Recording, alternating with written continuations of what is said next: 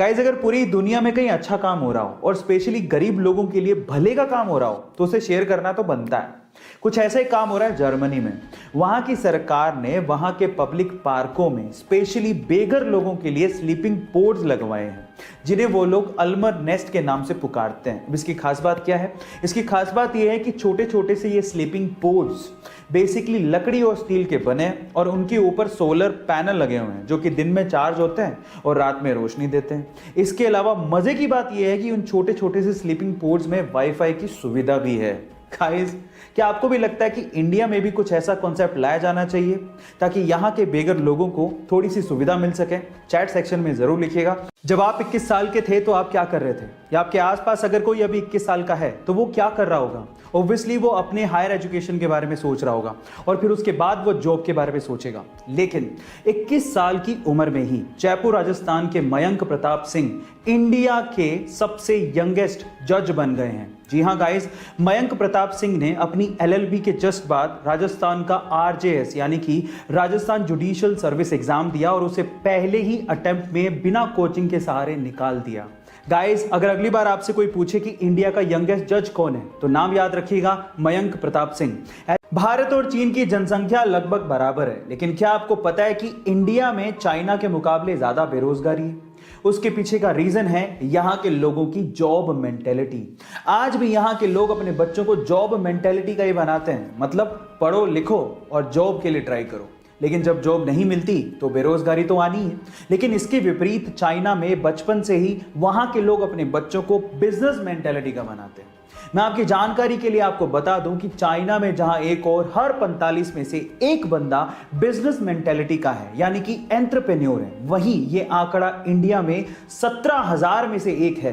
अब आप सोचिए कि जहां जॉब जनरेट ही नहीं होगी वहां पर जॉब लगेंगी कैसे? गाइस, अब तो आप समझ गए होंगे कि यहां पर बेरोजगारी ज्यादा क्यों है। राजीव गांधी जब इंडिया के प्राइम मिनिस्टर थे तो वो चाहते थे कि हमारा देश 21वीं सदी का देश बने, लेकिन ये तभी पॉसिबल था जब हमारे पास सुपर कंप्यूटर जैसी टेक्नोलॉजी होती जो कि उस समय सिर्फ यूएस जैसे विकसित देशों के पास ही थी। तो वो यूएस गए और वहां के प्रेसिडेंट को कहा कि आप हमें ये टेक्नोलॉजी प्रोवाइड कीजिए, लेकिन वहां के प्रेसिडेंट ने साफ मना कर दिया। जब वो भारत वापस आए और भारतीय वैज्ञानिकों को संबोधित कर रहे थे तो वो लिटरली रोने लगे और कहा कि मेरा सपना अधूरा रह गया। तब यहाँ के साइंटिस्ट लोगों ने कहा कि आप हम पे भरोसा क्यों नहीं करते, आप हमें फंड दीजिए, हमें मदद कीजिए, हम आपको सुपर कंप्यूटर बना के देंगे।